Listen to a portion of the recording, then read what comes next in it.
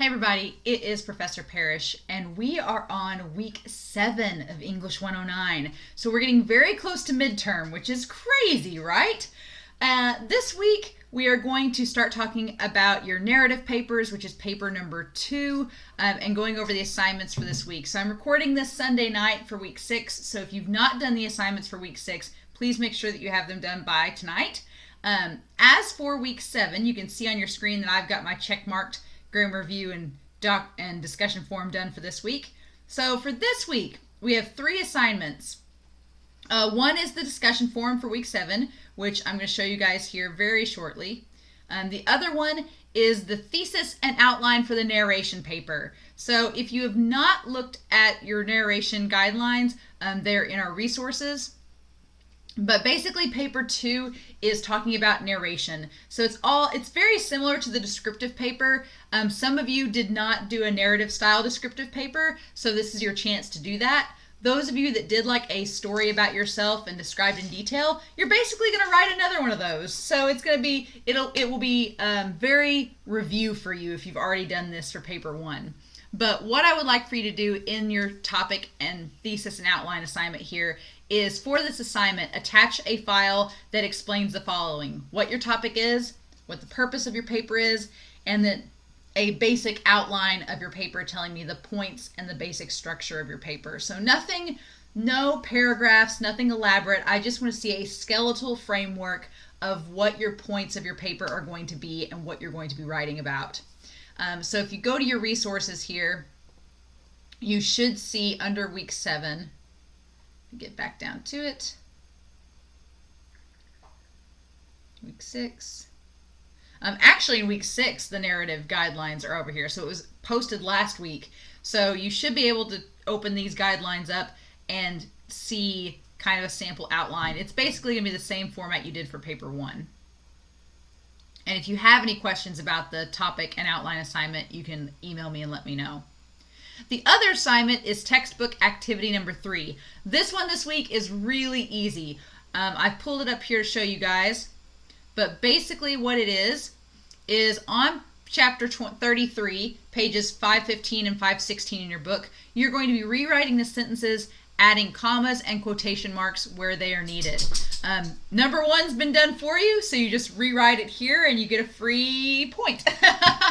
But you're going to do that for activity 3 and activity 5. So there's numbers 1 through 5 here. You're going to rewrite with the quotation marks and commas, and numbers 1 through 10 below, you're going to do the exact same thing. You're going to list the titles in italics and show the chapters, stories, and so basically numbers 1 through 5 at the top here are going to need comma and quotation marks, like with dialogue, things like that.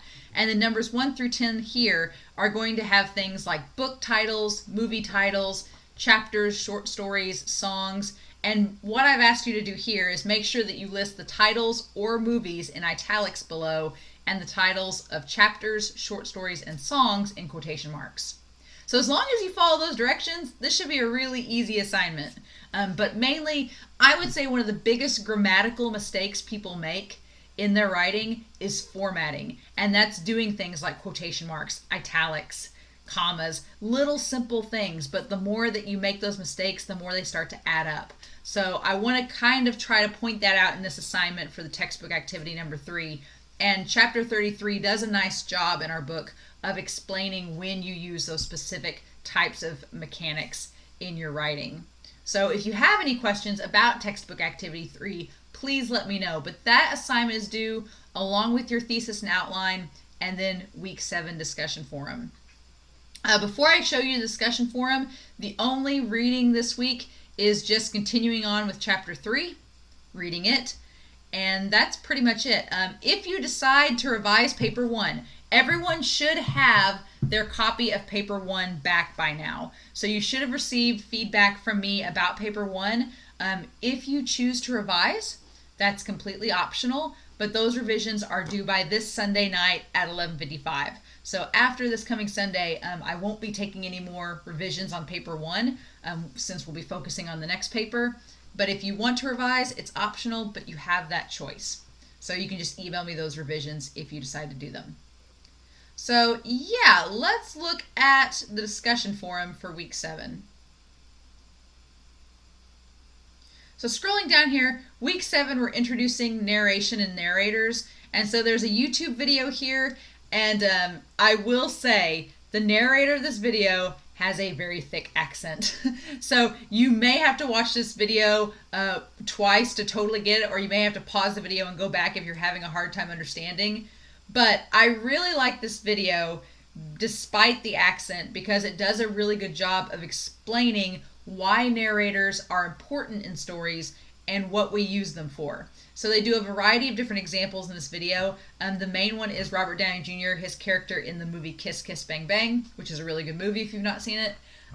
And he talks about how the use of narration can completely change a story or push it into a new direction, which I think is interesting. So I want you to watch this video. It's not really long. And then afterwards, for your discussion forum post, explain to me, one, based on the video and chapter 8, which we should have looked at last week for narration, what's the importance of a narrator? How is Robert Downey Jr.'s character being the narrator in Kiss Kiss Bang Bang, how is he different than typical narrators?